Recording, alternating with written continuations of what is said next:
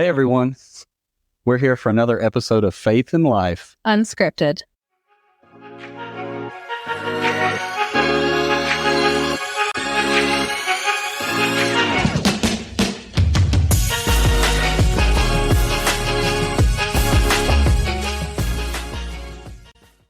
We've got a really awesome couple with us today, Sam and Missy Hege. Dear couple to us. I'm going to let Chelsea explain to you how we met these good folks. So I started a new job, and I think I'd been there for a few months, and I kept noticing in the parking lot the sticker, and it was our church symbol. I was like, how am I going to find out who this person was? And I remember going by your car one day, Missy, and you were sitting there, and I was like, okay, she's blonde, but I didn't interrupt because you were having a conversation. So I think it was the next time I was there, literally you were just walking down the hall. So I said, are you the one with the car with the Two Cities sticker? She said, yeah. I was like, yes. And then we probably talked in the hall for like 30 minutes. We did. Yeah. I remember I had never seen your car. And then the Friday before you talked to me on Monday, I was like, there's a Two Cities sticker going out the driveway. So Yeah. I was glad you came and found me. Yep. And then I asked if you were like in a community group, and you were? We were, but we Yeah. were traveling. We were going a little further away from home, and Sam's work schedule was getting crazy. And so we were having a hard time meeting that night. You guys met on a different night, Mhm. a little closer to home in our community. So I was like, Yeah. do you guys Yeah. have room for new people? Like, yeah. And I think we had just maybe sent off another group. So we had Just about. we had open spots, and I was like, yeah, just come visit, see if like it's something that y'all would want to come, like if we're your people. Yeah. And here you are. Yeah, we're glad to have you guys. We're glad to be here. Quite an addition. Sam and Missy actually were at another church for many years and helped with the youth. Very integral part in the leadership there with youth. And we're just glad to have them. A wealth of knowledge and wisdom. So we're excited to open it up today about marriage specifically. So if you haven't noticed, I'm wearing a really cool shirt. It says Lexington as it is in heaven. And as we're talking about our community groups, I think we've talked before, but that's one of the biggest aspects that we really are drawn to at Two Cities Church is just community and doing life together. And so we're coming to Lexington in September. And if anybody's interested, let us know. We'll plug you right in. Oh yeah.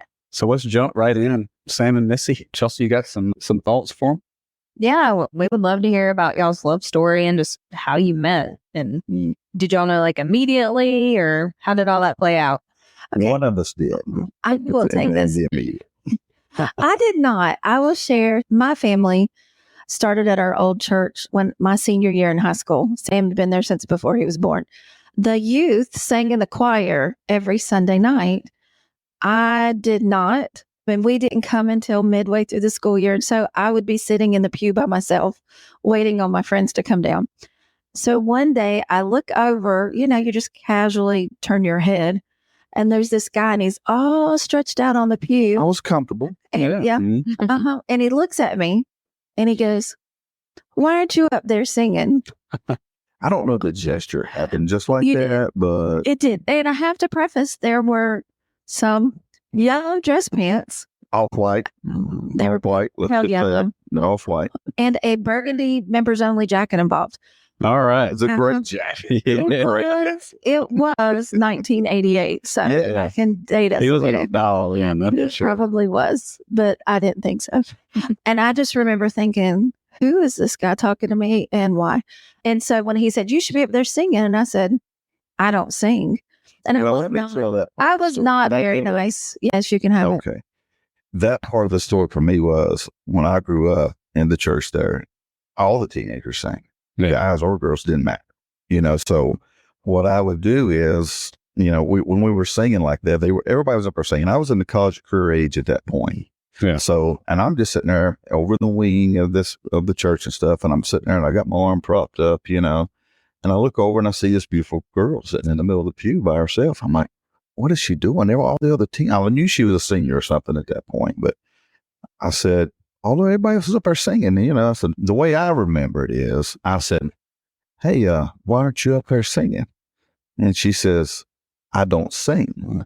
And I said, sure you do. All girls sing. And in my mind, they did, you know? And she says, well, I'm a girl and I don't sing. So I took my members only jacket and I zipped it up. I was like, it just got cold, you know? And I said, and I went home that night, Matthew. I went home that night battling in my mind, like, I really like this girl, but she didn't want to give me the time of day to start with. And me and God had to talk about that. And he put this thought in my mind. It's like, she just don't know me yet. And that's why I was trying to build my confidence back up yet, you know, because she just had shut me down. So it took her a while to come around, but she did. It did. And so honestly, what happened was I don't remember seeing you again until that summer. So I'd graduated high school.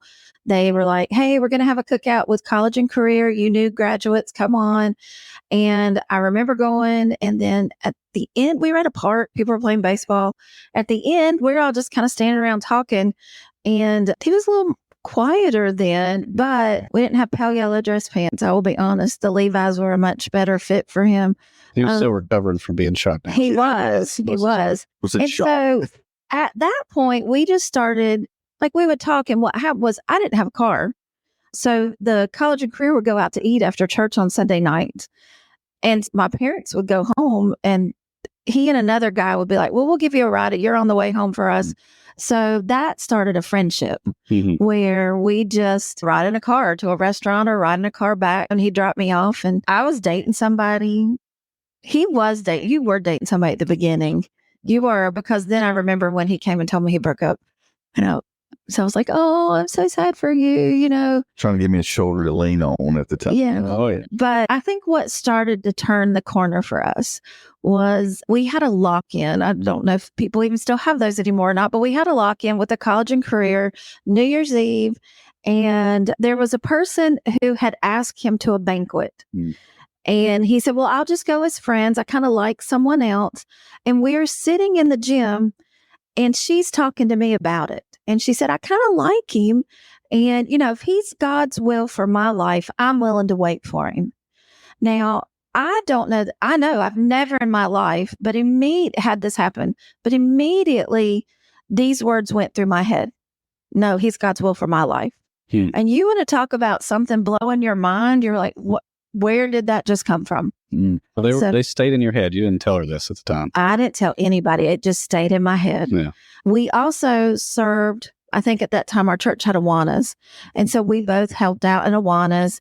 And I remember thinking in my mind, like, I'm cheating on my husband with this. I've got this other boyfriend, you know, but making no strides to break up with him. And that was some things that she told me the other night. We were kind of talking, getting prepared about some of this, that she told me that. She's like, I felt so bad at the time because I did feel like that I was cheating on you with somebody else at the time, because I'm like, okay, I'm glad you changed your mind. But, you know, it was an interesting time for sure, because I was seeking her as much as I could too, and trying to get her attention. And I knew she had to change things from her perspective, her mindset, where she was with her boyfriend, like, you know. And I went into it like that, thinking, I'm not going to pursue you so much that you are two-timing. You know, if you're not going to give up something else. Because I wouldn't want to be the guy that's getting two-timed on. Either. And you wouldn't want to be the lady getting two-timed on either. Right. Wasn't long after that, I guess we went to.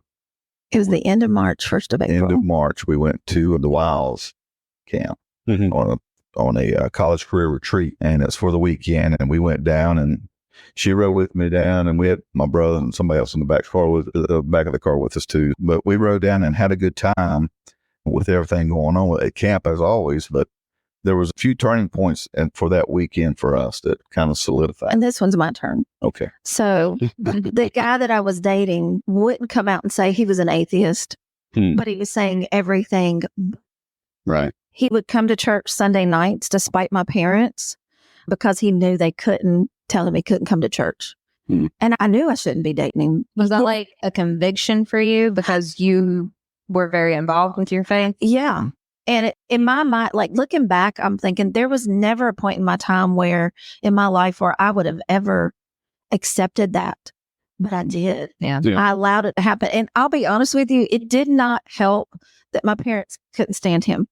So parents need to tread lightly when your kid is dating someone you don't care for, because the more you push at that, the Add more fuel to the fire. Yes. Yeah. And I think that was a lot of it. But we go to the wilds. And so every morning there's this time for devotions. And it's quiet, like the whole campus. Everybody goes and does personal devotions. And he was like, hey, do you want to do a devotion together? I'll never forget. We went out and sat in this huge field. We sat on a bench and we did devotions together. And in my mind, I was like, wow, I didn't know I could have this. This is such a beautiful thing. All right.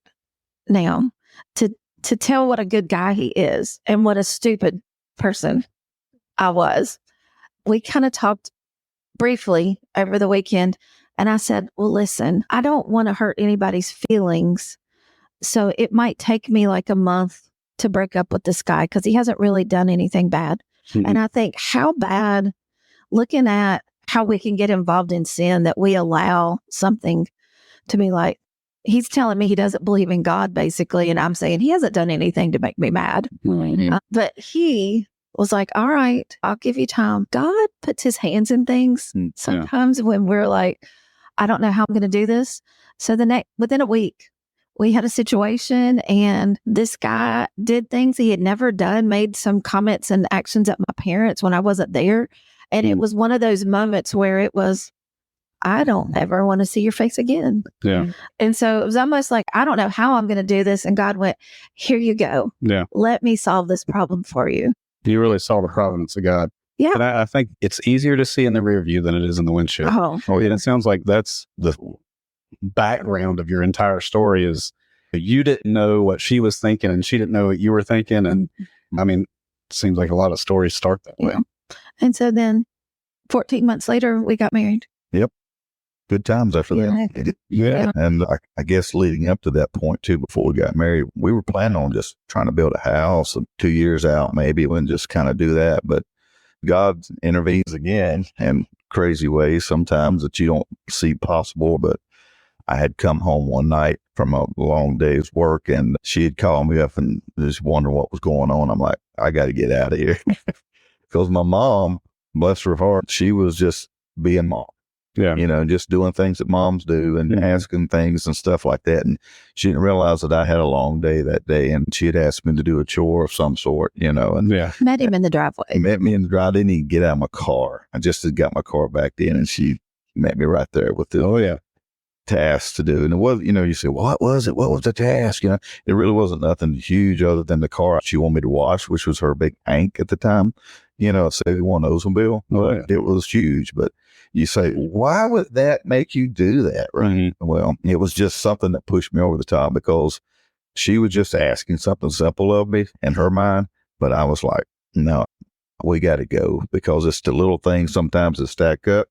And, you know, even in marriage, sometimes that happens, right? That's right. The little things can back up like that. And you don't even realize it until all of a sudden it's a big thing. Then it's a blow up. Yeah. You know, from that standpoint. So I called her and I said, call your dad back and call the guy he knows on that house and let's get something going. And that's what we did. So it wasn't 6 months after that, probably. Yeah. Not even that. We got married. We moved it up. That reminds me, my mom used to always say, don't sweat the small stuff. I think it was a book that women read. But, you know, I think it's important that we address the small stuff. Yeah, sure. Because the small stuff's what makes big stuff typically. And it's the little just foundational things in our everyday lives that can really explode. So we have to handle it early and often, as I say, with conflict in marriage. Right. What are some of the like foundational things that you guys did early in your marriage that you feel like shaped your marriage and contributed to its longevity?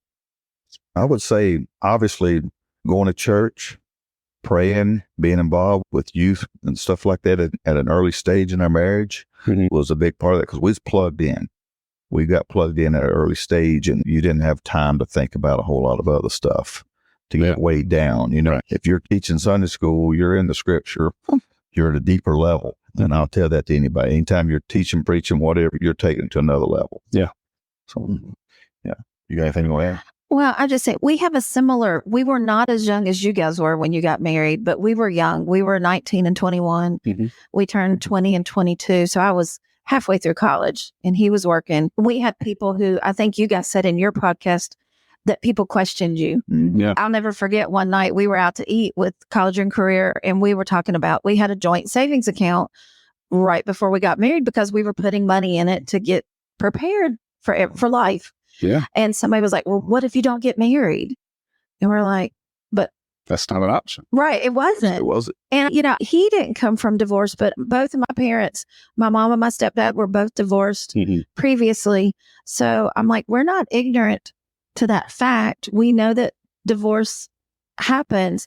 So it made us be more mindful. Mm-hmm. Same for us. Yeah. And it was like, we're not hiding our heads in the sand. Yeah. And we started from the beginning. Our faith was just ingrained in everything that we did. Mhm. Does that mean we were perfect at No. all? But Yeah. it was just served together. God was just that third person that just was a part of our life. Yeah. And we determined that from the beginning. Even though my parents weren't divorced or anything of that nature, they still weren't by no means. Yeah. So you still got troubles and things and heartache that goes with some of those relationships. But me and her both had really good relationships with our grandparents. And that really, like I've told you this, my grandpa was like my person, my go-to guy that I would just love to emulate and be like. Mhm. Because he was that close to God and he was just salt of the earth kind of guy. Yeah. And just over and above helping people, doing things. I mean, even down to the kids in church, when he got older, he was like the chewing gum guy, that type of person, Oh, yeah. where Yeah. everybody, all the kids run to him, but just every aspect. And I love the fact that he was an open book to even me when I was at a younger stage in my life and was able to talk me through a lot of things that I thought he wouldn't understand because he was older. Yeah. But honestly, he had more wisdom than I could imagine. Yeah. On those topics and subjects. Yeah. I think there's a lot with the divorce situation. Like, Matthew came from divorced parents. I did not. And kind of like y'all, like you can bring so much from each of those situations to the marriage because even though like my parents and your parents, Sam, were together, Mhm. there's so many things that we still would want to do Sure. differently. Absolutely. And I think that's one thing I like about that aspect of marriage is that you come from totally different families and you come together and break generational curses Right. or do things better. Even, Sure. our parents were not perfect. They raised us the best they could, but we also know how to learn from that. I think you look at, these were the things that were great growing up. These are the things that we've seen in family and friends that work in a marriage or a parenting. These are the things that I want to do differently. Yeah. Mhm. Yeah, absolutely. It's so funny too, because parenting and marriage both, you'll hear newlyweds that'll say, well, I'll never do this, or new parents that'll never do this, never do that, or we'll always do that. And then when you get the realities of life, Just wait. things are a little different, typically than what you think. But Yeah. Tell us how your faith inspired your marriage, particularly from the get-go. How did you implement your faith in your marriage from the start? I think one of the things we talked about was, when we reached that point, we were like, you're my person. We want to be together. Number one, you're going to get married. We're not going to live together. That is not what God calls us to do. That's not popular this day and time. Sometimes. Yeah, you're right. Yeah. Right. And even then, there was some of that going on in the backgrounds, Oh, sure. but it wasn't as out there as it is now. Yeah, it was definitely counterculture. Right. And I think we strove to, what does God call us to do as a married couple? Just being faithful. I mean, even just in attending church, doing devotions, tithing, serving. I think we have found over Serving the is- years, serving together It's huge. has been huge, but it's just being very mindful, praying for each other sometimes when you don't want to. Yeah. And that's awesome because there are a lot of like attributes people don't learn until later on in marriage. Mhm. And you kind of have to struggle through those. I feel like we kind of did that because he was more involved in church than I was. And I had to regrow in my faith. But I love that about y'all, that you were solid from the get-go. Well, he was in church, like I said, from before birth. My mom and I got saved around the same time, but I was young. And so basically from 5 up, I was in church. So we did see that in our family. She got saved like at 5, and I got saved at 11. So, that was just embedded in us in the beginning, Mm. Yeah. Very early. Right. So there wasn't even that much of an option to be thinking about something different as we were Yeah. planning which direction we were going to go together. Yeah. I can say I remember we hadn't been married very long, and I don't know what he did, but he made me really mad. Oh, no. And it was one of those situations where I thought, It happens. I would love to draw my feet up and just kick him out of the bed. And he was sleeping just like a baby. And I thought, he doesn't even know I'm mad. So I got up like at 12 o'clock at night and was walking up and down our driveway, which is about 125 feet off the road. And all I could hear were these animals over in the woods. God put them there. Probably did. Scared me half to death. And I'm like, I could be out here having an affair and he wouldn't even know it. I'm out here. I am not even in the house. And the animal scared me. I had to get back in the house. And so I went in and I'm like, I'm still not ready to go lay down. And I reached for my Bible. Yeah. And so it was, I'm mad, I'm angry, and I'm going to turn to God and go, okay, let me go there was some. I'm not even sure if you come to bed that night. I came to bed, but it was a lot later. You wouldn't have known. You had no clue where I was. Sleeping good. He was sleeping good. But, and then what was so bad was the scripture. It was in Psalms, but it was about God being your rock and your salvation, and he would your protector. And in my mind, he was like protecting me from him and his attitude. That's okay, so let's just say it right now. I'm not perfect, and we all. That's right. One of us are. That's right. I may have written that scripture out and posted a couple different places. Hey, doing that is not a bad idea, by the way. So it sends little reminders like that to your mind on track. Yeah. So That's good. Sam, you have been known to continue dating Missy, continue loving on her in the same ways that you did when you were dating and when you were attempting to win her over. What are some of the ways that you would suggest or encourage us to do that as husbands? I sleep with one eye open, to make sure that she's not walking the driveway in the middle of the night. So, no. he's still clueless. Yeah, I do try to go over and above, just thinking about different things that I could do to, like I say, keep winning her over. Because it's not something you just do when you're dating or whatever. And you want to keep that fresh as much as possible. And I think one time I got her some roses. And I find out all kind of things about this when I'm getting these roses, right? It was one of my customers at the time. And just for the record, I got a good deal on them. So I was really mad at first because I thought he spent a lot of money. We were still young. We was 8 years and 4 months into it. And if you do the math on that, that is actually 100 months, 100 months. Mm-hmm. So I got her 100 roses from this customer of mine who was a wholesale customer. And I got the roses for like $30. Nice. Yeah.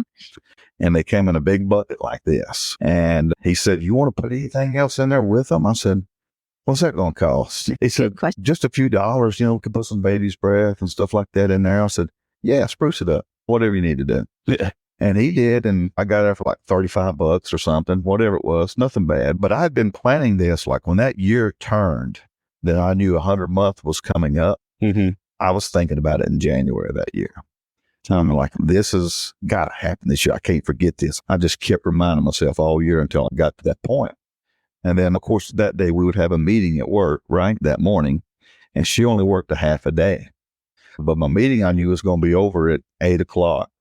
So when it was over, I hightailed it to Greensboro and got the roses, came back, and I got in everything done and delivered at the school where she was at probably about 11 o'clock. Yeah. And I left at 12. And she left at 12. But it was really sweet because everybody's like, is it your anniversary? And I'm like, no.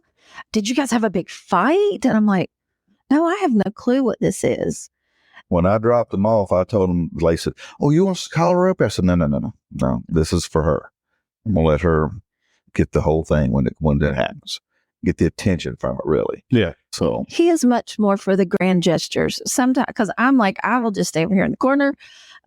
But he thinks of those types of things. Yeah. He's very mindful. Well, it takes intentionality. Yes. Exactly. Yeah, I mean, you had to remember. Yeah. And there's things like that I've done. And just 10-year anniversary, I've done something kind of crazy, but she was a little worried about that one. I was anxious. I'm like, he's going to make something. I thought I was going to have to go down on a ball field and be in front of everybody. And I did the not. Warthogs were playing in Winston. But I took her to a ball game on her anniversary. Yeah. And she's like, because she didn't really care that much about ball games. And so I took her up there, and she didn't know what was going on other than the fact it was our anniversary. And I told her, I said, just relax. She said, I can't relax. I don't know what you're going to do. I was like, what do you think I'm doing? We're here to watch a ball game. What are you talking about? Well, then about the fourth inning, the sign came across the marquee up there and it said, happy anniversary to Sam and Missy Hege. He said, you deserve the biggest diamond in town. No, That was a baseball It was game. a baseball Oh, Yeah, it was our 10th anniversary. Which- That is something. which is the diamond. Yeah. The diamond is what's, Yeah. after your 10th anniversary and stuff like that. Yeah. As he says that, he got hooked up with this woman at a Hallmark store when we first got married. Mhm. And she kept him like the first year is this, second year is this. And he would be very mindful, like, I'm going to get you, here's this gift that matches the anniversaries. Mhm. But he's very, It's just about a matter of putting thought into it, Yeah. and figuring out what she likes, what she dislikes, and stuff like Mhm. that. So, like, I didn't even find out till I got her those roses that she didn't really care about. roses are like my least favorite flower. But that particular thing, he didn't spend a lot. And it was super sweet, the thought about it. But 100 of them. Yes. No. They were pretty. I love a wildflower. So, but he, I couldn't complain about those. Yeah. They were, and it was half red, half white. Beautiful. So honestly, now one of my favorite things is to get in my car to go to work and there's a full tank of gas. Oh, yeah. Yeah, I do try to do stuff. Yeah. Oh, yeah. He thinks about what's It's the little coming up. things. Yeah. It is. A lot of times. That's just it's the what can you do for your wife to make her life simpler every day? We had someone coming over. We helping out with the situation right now at our house, and somebody was coming over, and I knew she was going to get up the next morning and have probably a lot of cleanup to do. So I made sure my area was cleaned up, and organized, so she didn't have to come in, at least clean my area up as Mhm. well. And then I picked up several other things too along the way, just to make. It's just little things, that's before work. I'm leaving. I get up at 4:30 in the morning to go to work, so Yeah. it just takes effort. But Absolutely. it is intentionality when it comes to that.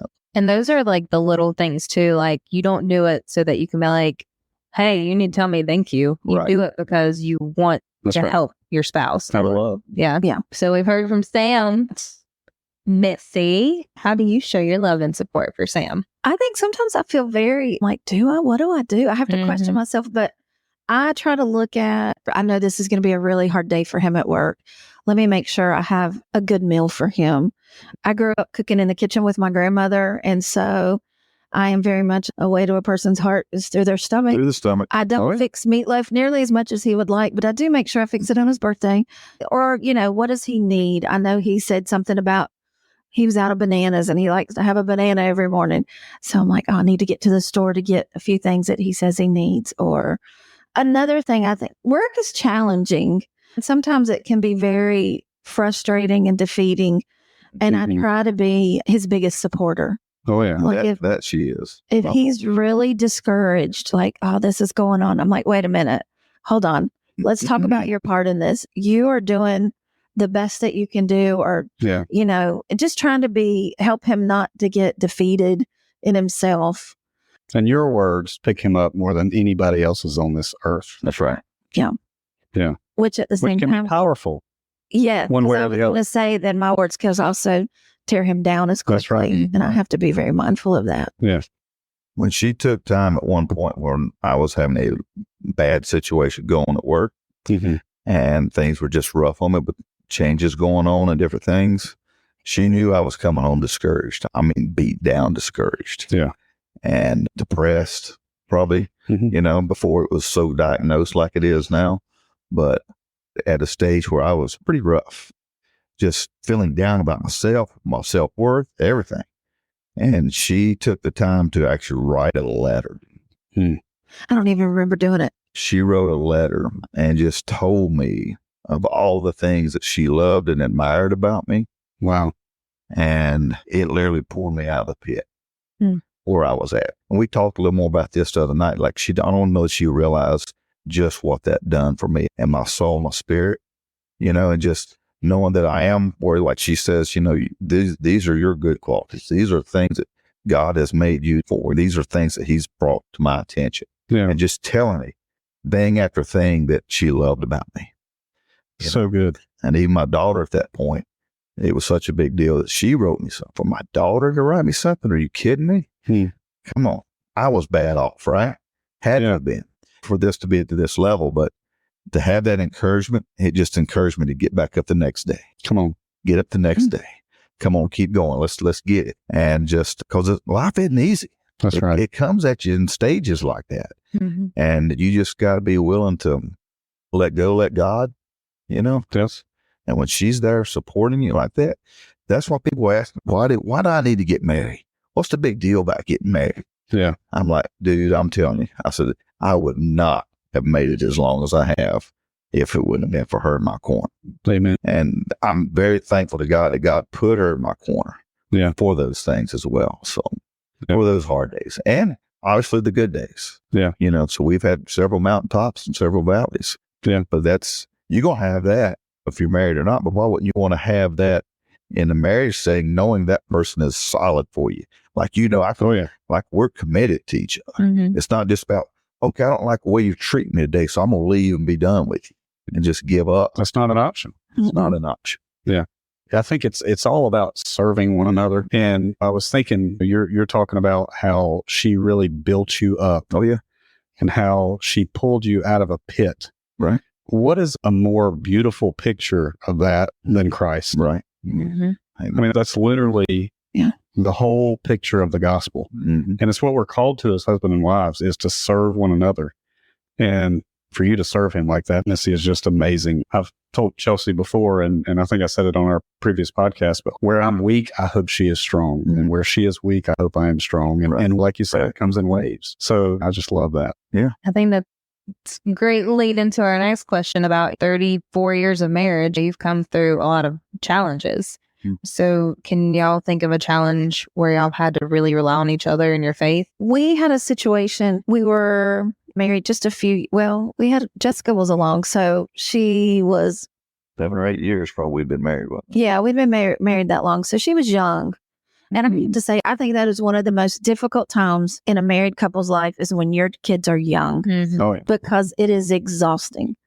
And what we found was we were hanging out with a group of friends who were good. They were our church friends. Love them.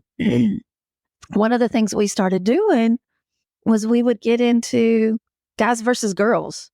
And it was argumentative, bickering, little things, stupid things. And I don't know about you, Matthew, but I've got a little bit of a competitive side to me as well. Oh, yeah. So we've had game night with them. We know. Yes. Oh, yeah. We can get competitive, right? And she has that competitive side too. But sometimes we all want to be right.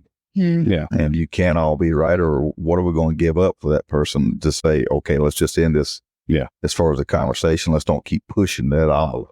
Mm-hmm. But we did. We did. We brought it home. It would start out as we're just having dinner with friends and being silly. And we would come home and it was just constant.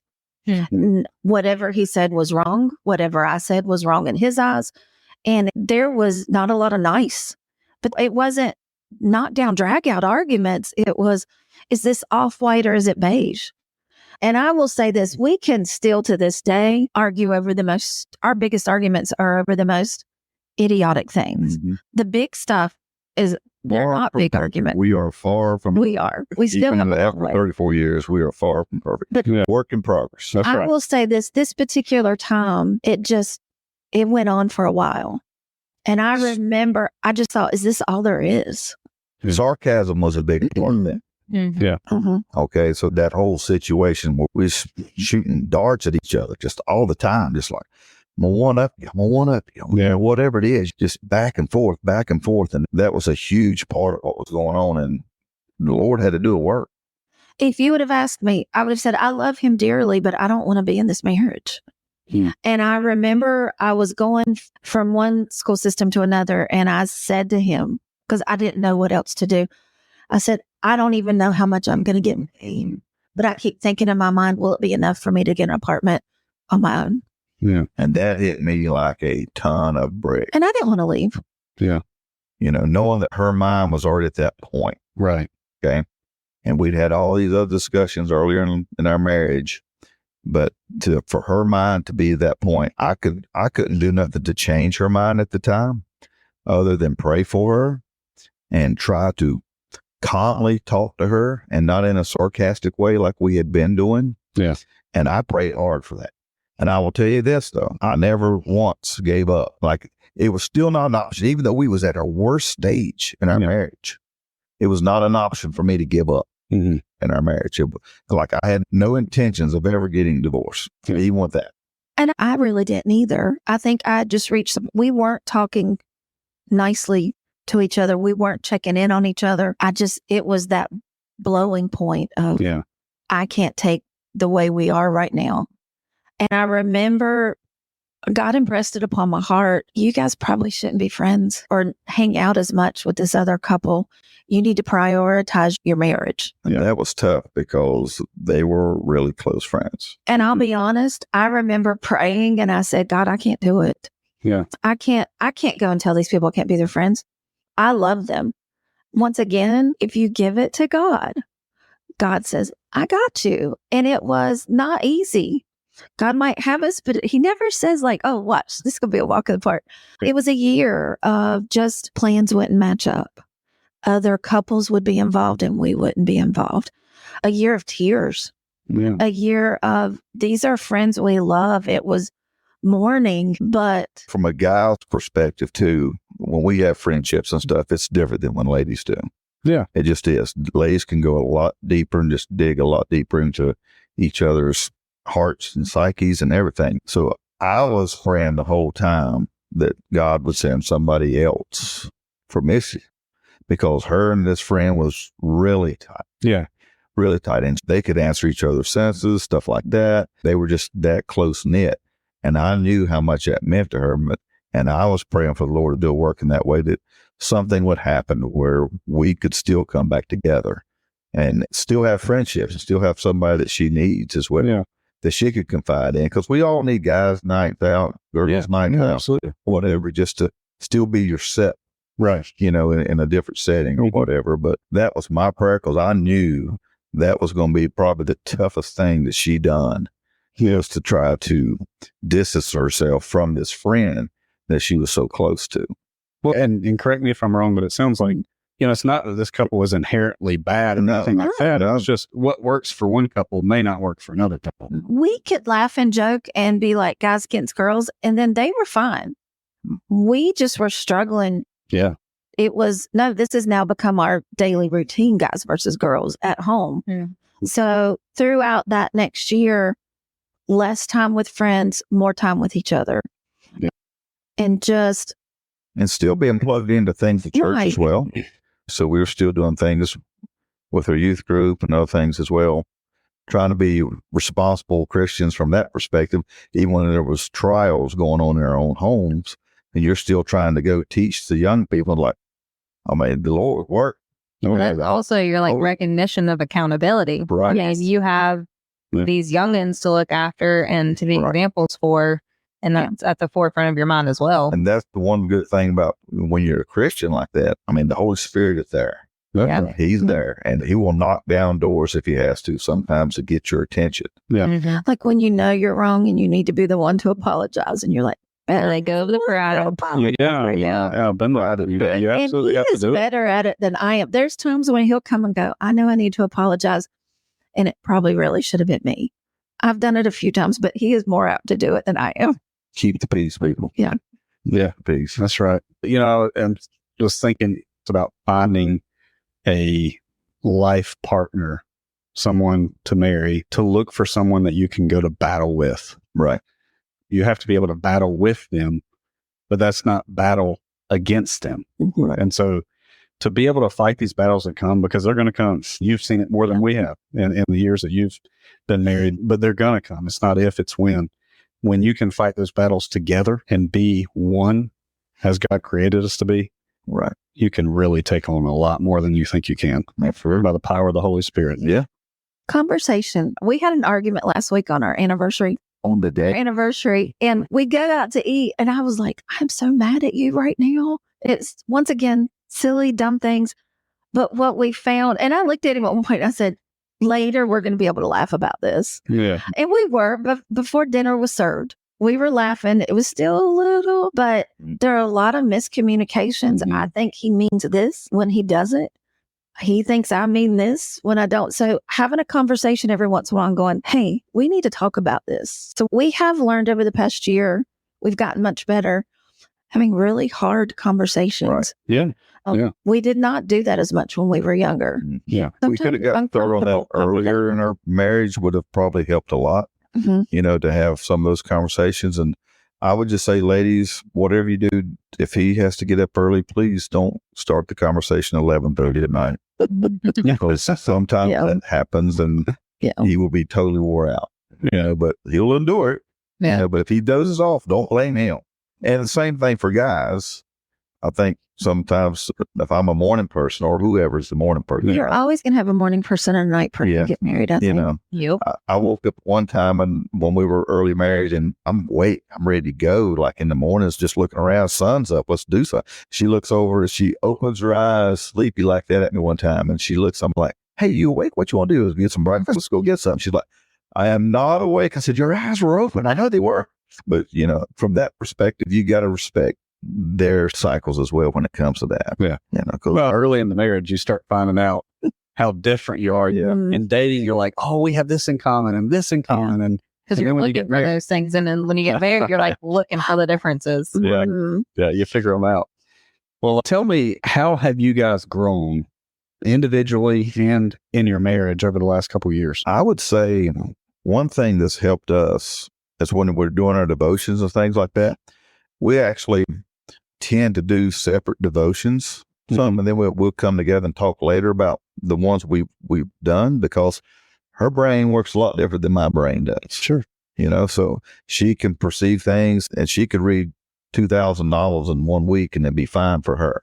That's not me. I would tell me about what I need to do and I will just go out in the yard and we'll do it. Yeah. It's that type of thing. I mean, there's different perspectives, but I think that helps us to be able to do that and come together, and being involved with community groups, things like that, is one surefire way to keep you in tune with each other, I would say. Oh, yeah. Because a lot of times when we leave our community group to go home, conversation's still going on. That's right. And it's still going the next day. Sometimes that's where it starts. That's exactly right. Because now you're making it personal.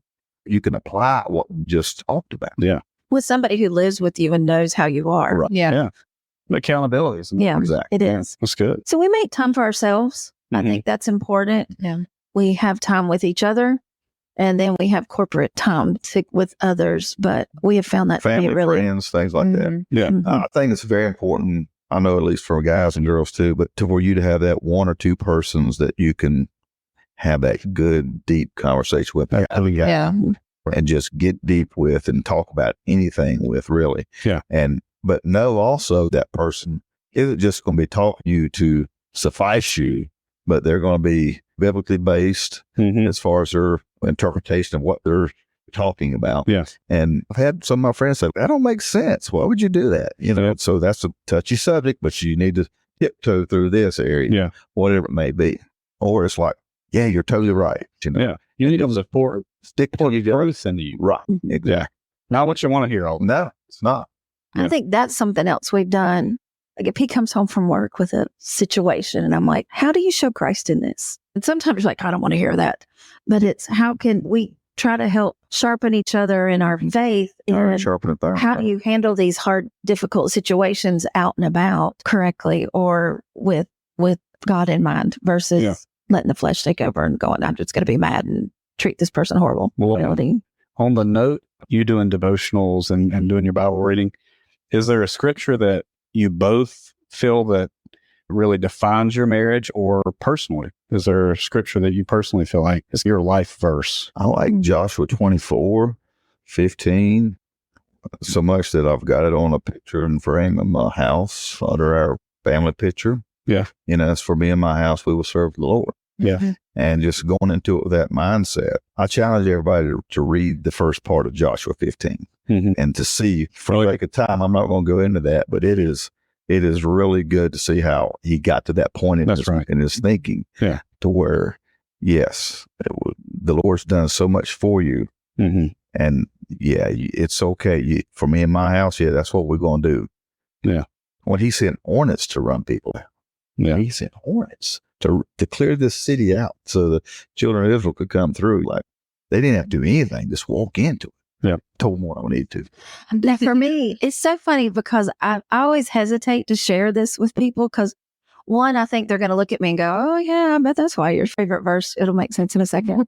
Once again, going back to having grown up in the kitchen with my grandmother, Psalm 34:8, oh, taste and see that the Lord is good. Blessed is the man whose refuge is in him. But in my mind, I visualize this huge banquet table, this beautiful landscape, family coming together and just looking at, like God says, just taste it. See how good this is. There's a book that I read with my students, and there's a part of the book where a person's trying to make a lesson. He brings all the ingredients for a cake, and he makes the kid taste them individually, like take a bite of this flour, take a bite of this stick of butter, salt. And he's like, that's so nasty. They're horrible. But then he gives him a cake. And I just think God says, look, maybe all the individual ingredients in life, they're not going to be the best. They're not going to be the easiest. Yeah. But when you take your refuge in me, when you trust in me, look at what a beautiful life I can give you. Might not be easy, but it's going to be beautiful. Yeah. And so I The way feel like God that's brings our it life. together. You know, God can bring all those pieces of the puzzle, the ingredients that makes up who you are and who everybody is. We wouldn't have chosen the hard times we've gone through. That's right. You know, we would not have chose those for ourselves. But we oughtn't be who we are without them. Right. No, exactly. So important. Yeah. Yeah, that's so good. So you have a daughter. Tell me how parenting has influenced your marriage, and how have you maintained a strong marriage through the battles and struggles of parenting? One, we determined, just like we determined when we got married, we're going to take the good and maybe change the not so good from family and friends that we'd seen. Like, we like this about our parents, but maybe we'd like to do this part differently. We are going to raise our child to love the Lord. Yeah. It was really fun. I don't know a better way to say it. It was just fun. We worked in the youth group before our daughter came to the youth group. So we're like, we're not joining the youth group because you're there. We're letting you join our youth group. Yeah. But to be able to do missions trips, to serve the Lord alongside our daughter. Oh, yeah. What a blessing. Yes. And to see her grow in her faith. And once again, we haven't always been perfect. And we talked about this the other night. Sometimes we spent more time with her and not with ourselves. Like, we had a trip one time. It was one night, and I'm like, it's just us. And he's like, oh, let's let her come. She claims too that me and Jessica, They bullied me. They did. It was 2 against 1. she was daddy's girl. She was. She was.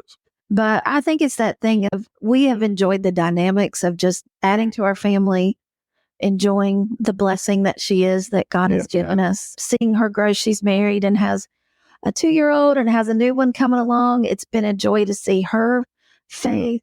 And we've seen her take things that we've done and do differently. Sure. You know, she's recently been married as well. So that's seeing her and the effort she went into choosing her husband, you know, that says a lot about Missy too, I think. Sure. That way that she had standards, and Missy and myself tried to put those standards in there.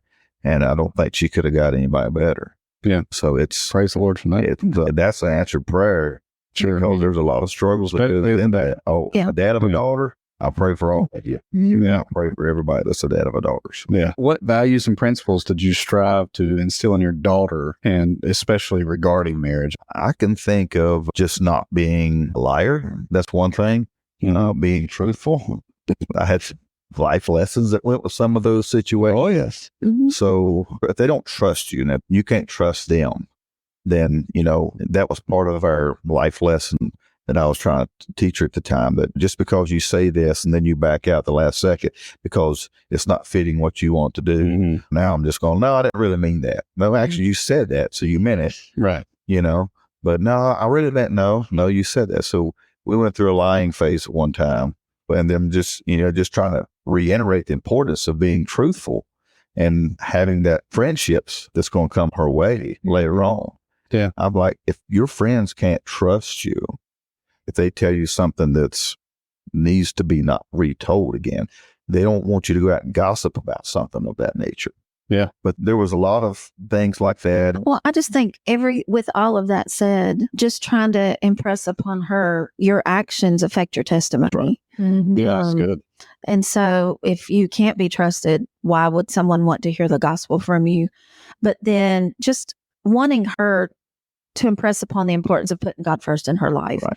which led into, you know, when she was looking for someone, one of the first things they had in common was their faith. And she had really long conversations. They had hard conversations about where they were in their faith, what that was going to look like in their marriage. And so we feel like we wanted for her to be as successful as possible.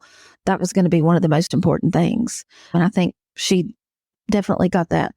She might have got a lot of other stuff from us, but she definitely got that lesson of God first. Yeah. Right.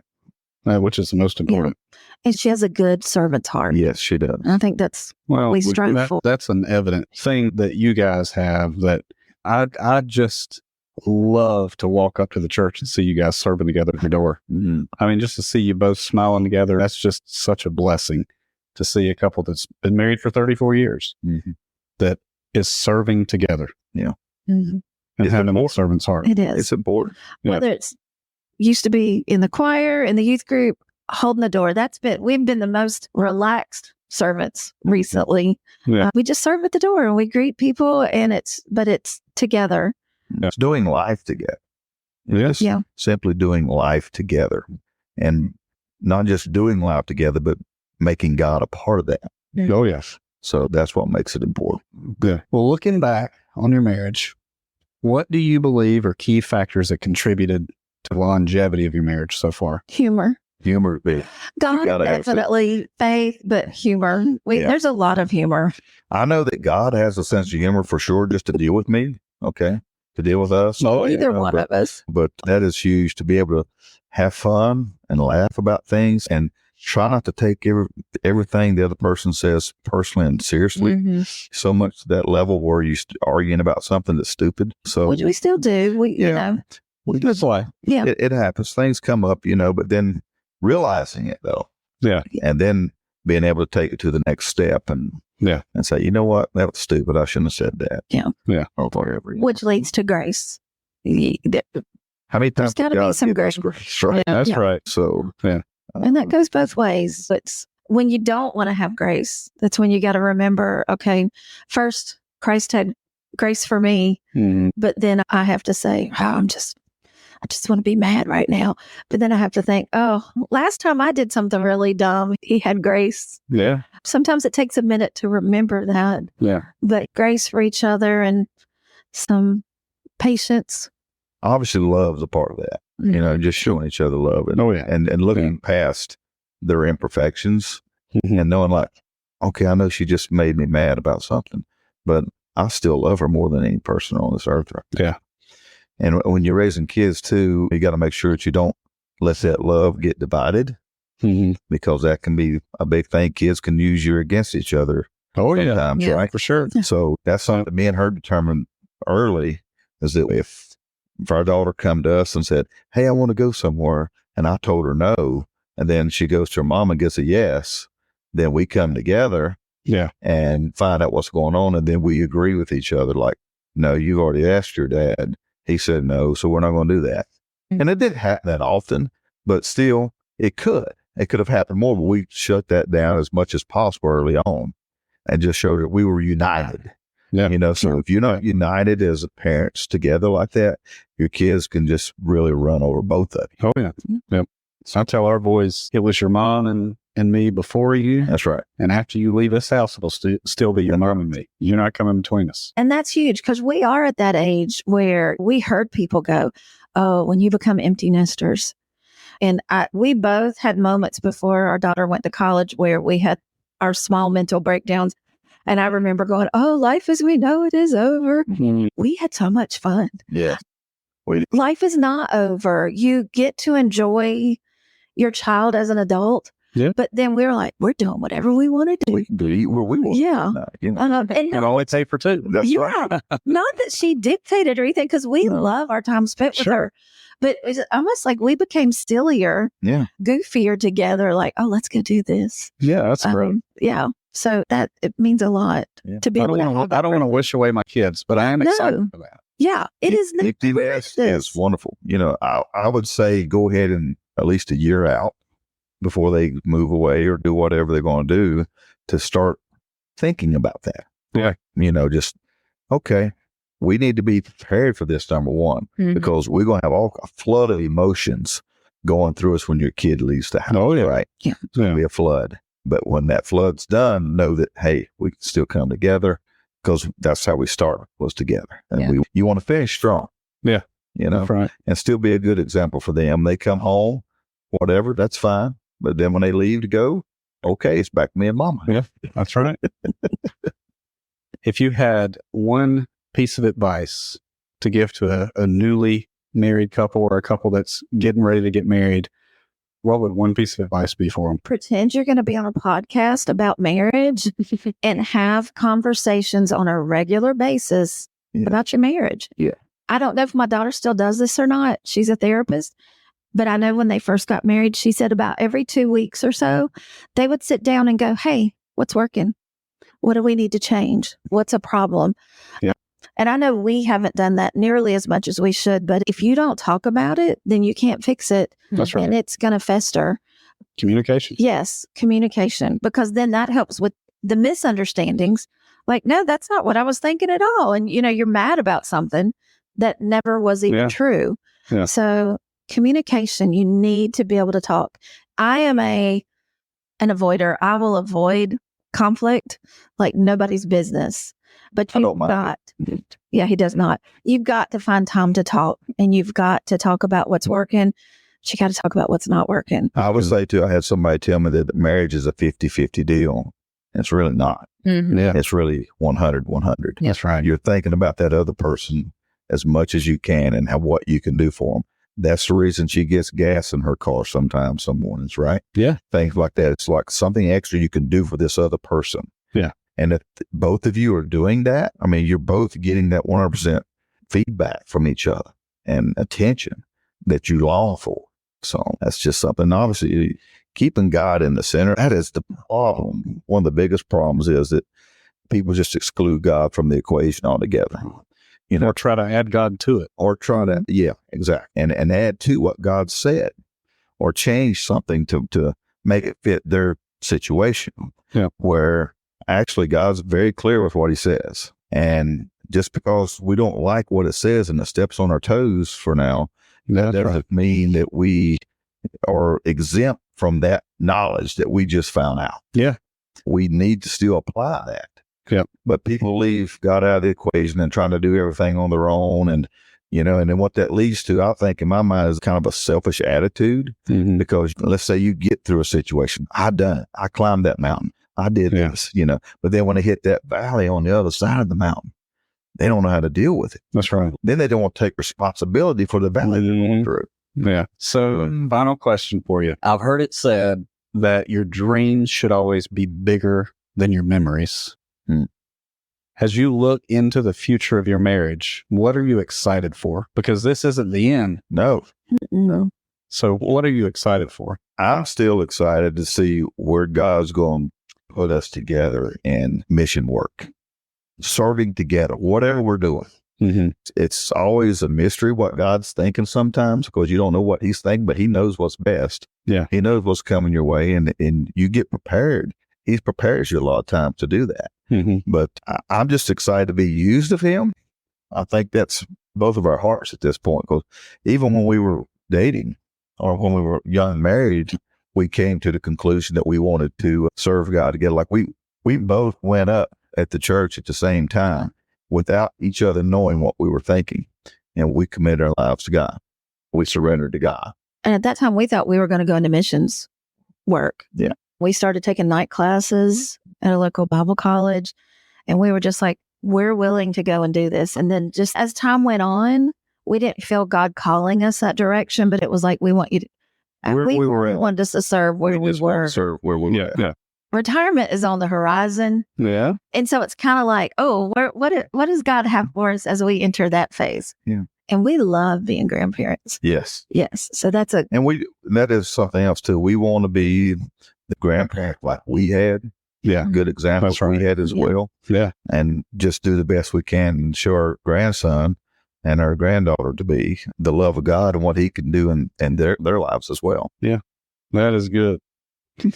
Well, that wraps us up. Y'all have any final thoughts? Yeah, we appreciate you guys opening up this forum like this. We're glad to have you guys on. Absolutely. We definitely don't take any part of any aspect of the ministry like this for granted. Yeah. Because it's all, from teaching to whatever you're doing, or if you're trying to help somebody else that might be going through a hard time, it's God appointed for you to be at a certain place, certain time, that type of thing as well. And if we can help somebody, that's what we like doing. Yeah. Well, we hope this podcast will help somebody. We'll give somebody some encouragement or piece of advice that they can take and apply it to their marriage. May your faith continue to grow, and may your life be filled with grace and peace. This has been another episode of Faith and Life Unscripted.